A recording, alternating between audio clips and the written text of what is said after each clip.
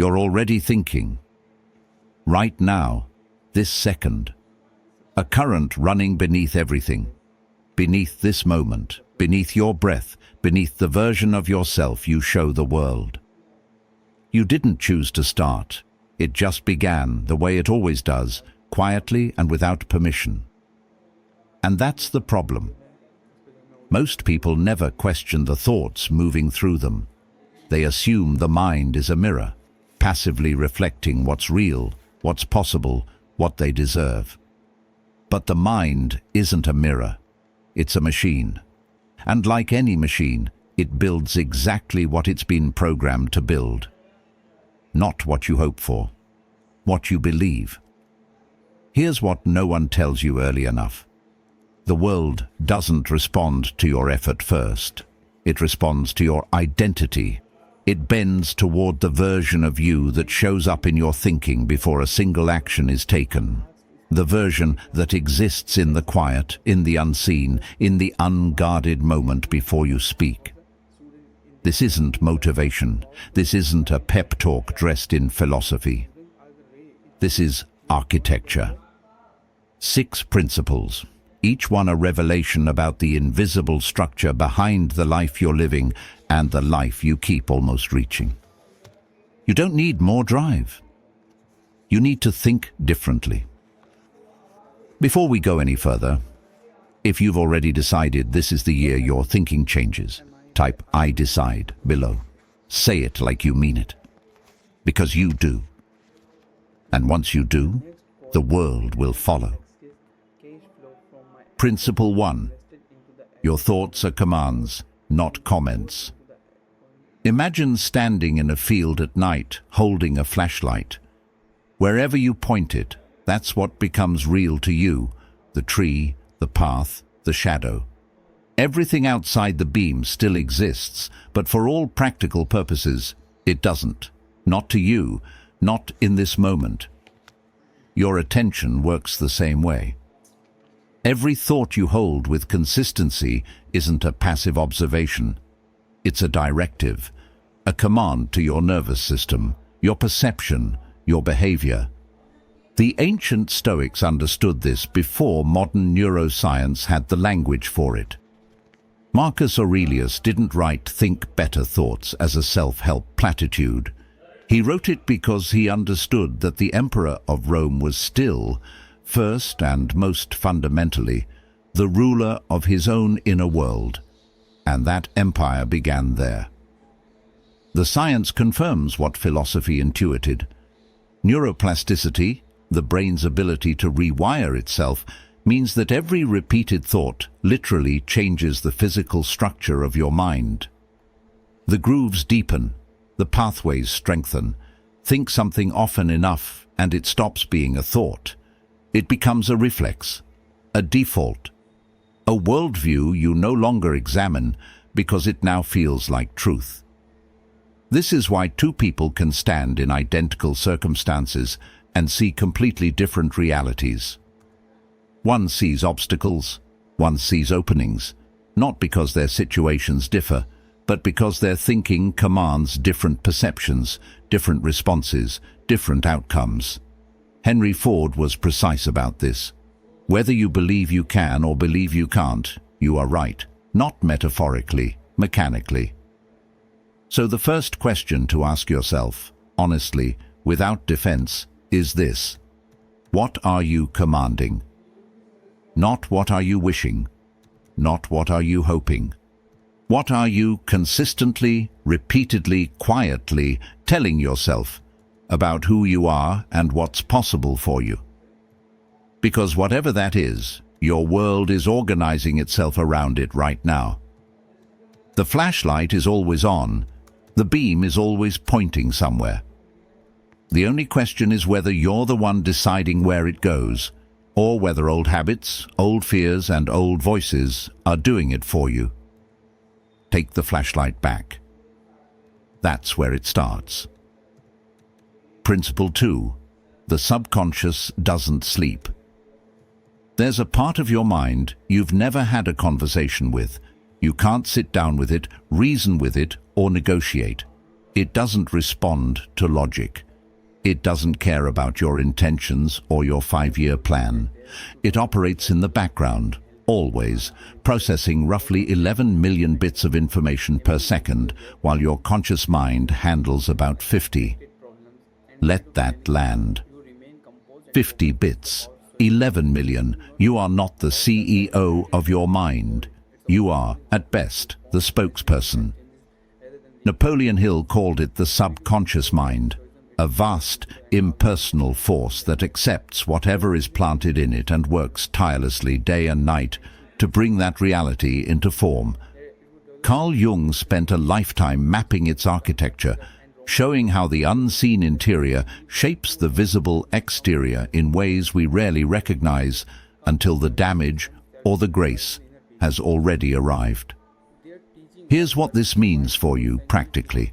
The beliefs you formed at 12 years old about whether you're capable, whether you're worthy, whether the world is safe or threatening, those beliefs are still running, right now, shaping the risks you take and the ones you quietly avoid, coloring the way you interpret a stranger's glance, a missed opportunity, a door that didn't open. The subconscious doesn't sleep. It doesn't take weekends. It doesn't distinguish between a memory and an instruction. Which means, if you want to change what you're building, you don't change your schedule. You change what you're feeding the machine below. This is where visualization becomes something more than a motivational exercise. When Edison imagined an invention before it existed, when Ford held the vision of the Model T, when everyone around him called it impossible, they weren't daydreaming. They were programming, feeding the subconscious a directive it would then work to fulfill, invisibly, relentlessly, in the background of every waking hour. You already do this. The question is whether you're doing it deliberately or by accident. Most people are feeding their subconscious fear, repetition, and old stories. The mind obeys. The world reflects it back. Change the input. Change the output. It really is that clean. Principle 3. Repetition is the architect. Nothing great was ever built once. Not a bridge, not a body, not a belief system worth standing on. Everything of substance in this world was laid down in layers, repeated action, repeated thought, repeated commitment over time, until what was fragile became structural. The ancient Stoics practiced what they called ascesis, deliberate, daily discipline of the mind, not occasional reflection, daily, routine, ritualistic. Marcus Aurelius didn't just philosophize about virtue. He rehearsed it every morning before Rome required anything of him. He wrote to himself, in private, without audience, because he understood that the mind needs consistent instruction, not occasional inspiration. Repetition is how the temporary becomes permanent. Modern psychology calls it habit formation. Neuroscience calls it myelination, the process by which repeated neural pathways become insulated, faster, more automatic. But you can call it something simpler. Practice makes permanent, not perfect, permanent. Whatever you practice, including thought patterns, eventually stops requiring effort. It simply becomes who you are. This is the mechanism behind affirmation, visualization, and mental ritual, not as magical thinking, but as deliberate repetition that rewires the default settings of your inner world. Here's a practical truth most people skip past. You don't rise to the level of your goals. You fall to the level of your mental habits. The person who achieves something extraordinary didn't just want it more than you. They rehearsed it more. They returned to the vision, the belief, the identity, again, again, again, until it stopped feeling like aspiration and started feeling like memory of something that hadn't happened yet. That's the edge. Not talent, not luck. Repetition applied to the right things. to the thoughts, to the beliefs, to the identity, until the extraordinary becomes the path of least resistance. So ask yourself what you're rehearsing. What thoughts do you return to most consistently? What story runs on loop when no one's watching? Because the architect is always working. And it is building, stone by stone, exactly what you keep handing it. Principle 4. The moment of decision. Fear doesn't live in the future. It lives in the gap. That suspended, uncertain space between where you are and where you've decided to go or haven't decided. And here is the part most people never realize. The fear doesn't come from the decision itself. It comes from the absence of one. Indecision is not safety. It is the most exhausting place a human being can live. The Stoics called it akrasia, acting against your own best judgment, or more often, failing to act at all. Epictetus was blunt about it. The chief task in life is to identify and separate matters so that you can say clearly which things are within my power and which are not. The moment you do that, the moment you decide, something shifts. The nervous energy of possibility collapses into the clean, focused energy of direction. Napoleon Hill studied hundreds of the most successful people of his era and found one trait that appeared without exception in all of them, the habit of reaching decisions promptly, not recklessly, but promptly. They did not sit in the gap. They chose, and the choosing itself reorganized everything around them. Think about a decision you've been avoiding, not the small ones, the real one, the one you wake up with. You already know what it is, and you already know, somewhere below the fear, what you need to do. The delay isn't protecting you, it's costing you, in energy, in clarity, in the slow erosion of trust you have in yourself. Here's what decision actually does. It eliminates an entire universe of alternatives. And that sounds like loss until you realize that those alternatives were the source of the paralysis. When you decide, you don't lose options. You gain yourself back. Thomas Edison made a decision about electricity at a time when no one believed it was viable. He didn't wait for certainty. He decided, and then he made the certainty through action. Decide first. Clarity follows the decision. It does not precede it. Close the gap. Principle 5. The mastermind effect. No one great ever did it entirely alone. Not truly. We tell ourselves the story of the solitary genius, the lone figure burning the midnight oil, isolated in brilliance. But strip away the mythology and you'll find something different. A room, a table, two or more minds aligned in purpose, feeding something back and forth between them that neither could generate alone. Napoleon Hill called it the Mastermind Alliance, and he was specific about why it worked. He didn't describe it as mere collaboration or useful networking. He described it as the creation of a third mind, something that emerges between aligned thinkers that transcends what any individual brings separately. An invisible force, he called it, a form of energy that multiplies when intention meets connection. This isn't mysticism, it's observable. Henry Ford had Edison. Edison had a laboratory full of minds he trusted. Marcus Aurelius had Epictetus's philosophy as a constant intellectual companion, though they never shared a room. The point isn't physical proximity, it's energetic alignment. The people you choose to think alongside shape the ceiling of what you believe is possible. Here's the practical reality. Your environment is not neutral.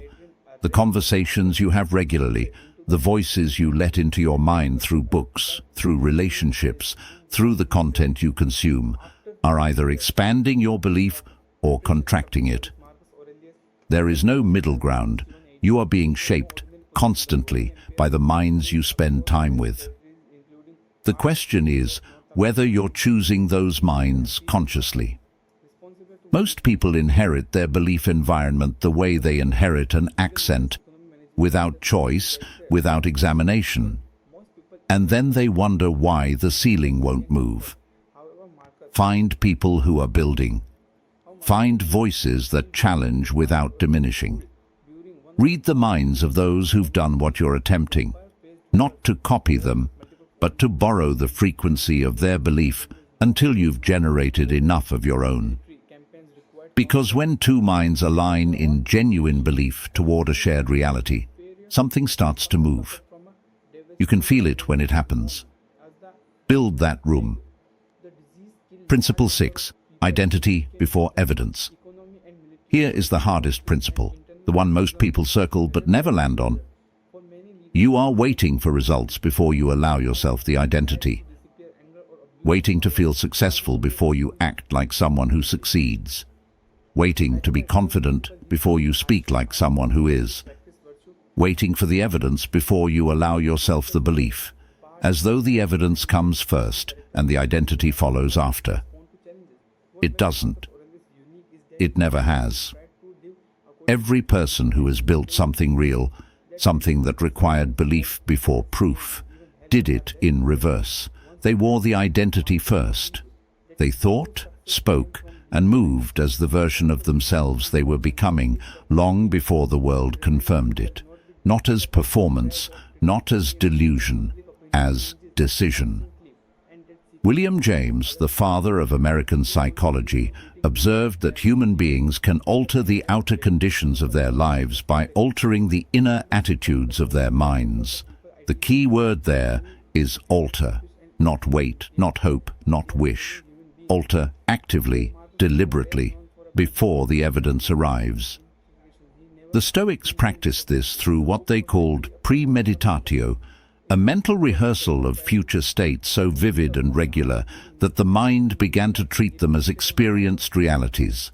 They were not fantasizing, they were installing.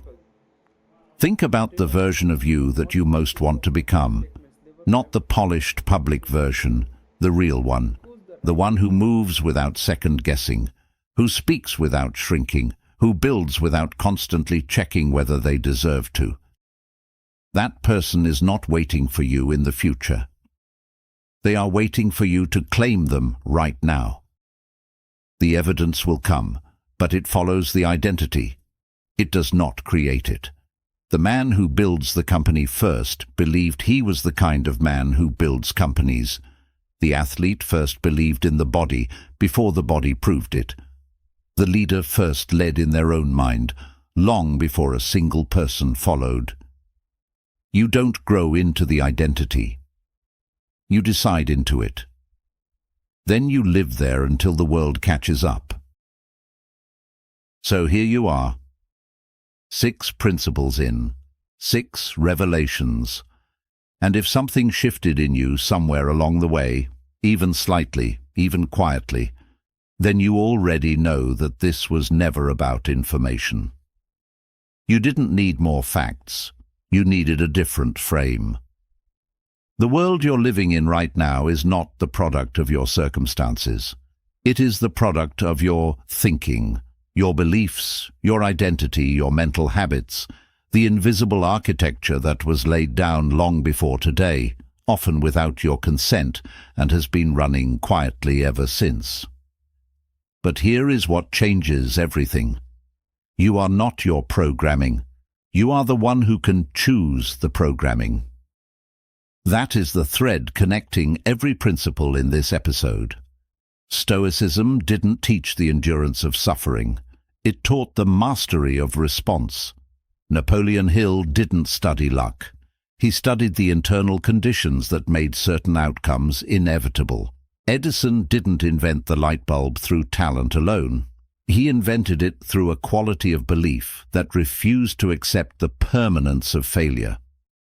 What they all understood, and what you now understand, is that the outer world is downstream from the inner one, always, without exception. So the question is simple, even if the answer takes a lifetime. Who are you deciding to be? Not someday, not when things improve or the timing is better or the fear finally lifts. Now, in this moment, with what you have, as the person you are already becoming, whether you consciously choose it or not. The man who no longer asks whether he's ready, he moves. The man who no longer asks whether he deserves it, he builds. The man who no longer waits for the world's permission, he speaks and acts and walks as though the outcome is already written. Because for him, it is. Thought is not commentary, thought is command, and the world, patient, responsive, waiting, bends toward the mind that has finally decided. Decide. If something in this episode cracked something open in you, if you felt even one shift, leave a comment below. I think, I decide, I command. And if you haven't yet, subscribe to the channel and turn on notifications. What's coming next goes even deeper. This is not a self-help series. This is a complete reconstruction of the way you see yourself and the world. Thank you for being here. Now go think like it.